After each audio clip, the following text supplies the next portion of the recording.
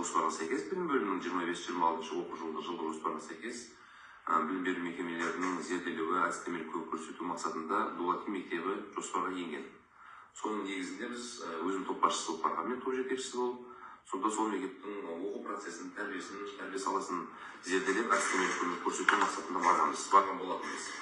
Барған уақытымызда мектеп басшысы денсаулығына жарамсыз парағында болуына байланысты жұмыста болмағанымен ол кісіге бір апта бұрын ескертілген. Дегенмен біз білім беру мекемесін зерделегендіктен біз білім беру мекемесіндегі зерделеуді жалғастырдық.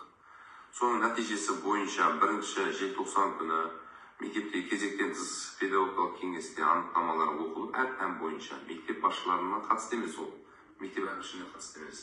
Әр пәнде мұғалімдеріне бірлестіктері бойынша анықтамалар оқылып, таныстырылып, өздерінің кезектен тыс педагогикалық кеңесте қаралған. Алайда мектеп басшысының аталған азаматты жұмыстан лауазымынан босатуына біздің аудандық білім бөлімінің зерделеудің анықтамасы болған дейін әлі ол кісінің қолына тапсырылмаған. Ол кісіге тапсырылған анықтамалар әр пән бойынша берілген анықтамалар. Ал негізгі жалпы мектептің құрамының қатаң есептегі құжаттар, бұйрықтардан басқадағы мектеп әкімшілігіне қатысты анықтамаларды біз күні кеше білім бөлімінің басшы жағындағы кезектен сақау кеңесін өткізіп, біз ол кісіге кеше ғана таныстырдық. Енді ол кісі бұл жерде асқыс жасаған ба, жоқ қалай, оны бұйрықты көрдіңіздер ма? Бұйрықты мен таныстым. Маған жаңа арызданушы Ерімбетов Хасен деген оқушы орынбасары өзіме жеке келіп, бұйрығын көрсетті. Бұйрығын көрген кезімде мен бұйрықтағы негізге алған зерделеудің қорытындысы негізінде деген пунктке тоқталғанда мен ол кісі сол кезде өз пікірімді айтқанмын.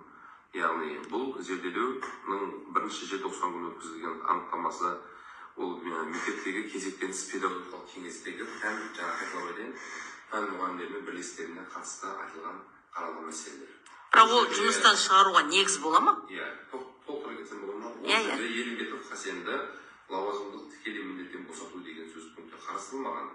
Ал негізгі біздің қорытынды анықтамамызда мектептегі жіберген кемшіліктерді дер кезінде жою бар, әдістемелік көмек көрсету бар, және де біз лауазымдық міндеттерінің оқу орынбасары және де жалпы орынбасарлардың өздерінің міндеттері қайта қарау бойынша, Ерімбетов Хасенге өзінің жіберген қателіктері бойынша тиісті жауапкершілік қарау деген пункт бар. Алайда оны қызметінен босату мектеп басшысының тікелей құзыреттілігіне кіретін болғандықтан біз тек қана сондай ұсыныспен шектелгенбіз. Тиісті жауапкершілігін қарау, өзіне тиісті лауазымдық міндеттемелерін басқа орынбасарлармен қайта қарау. Мысалы, бейін жөнінде орынбасары болатын болса, оқу жөнінде орынбасарында екеуінде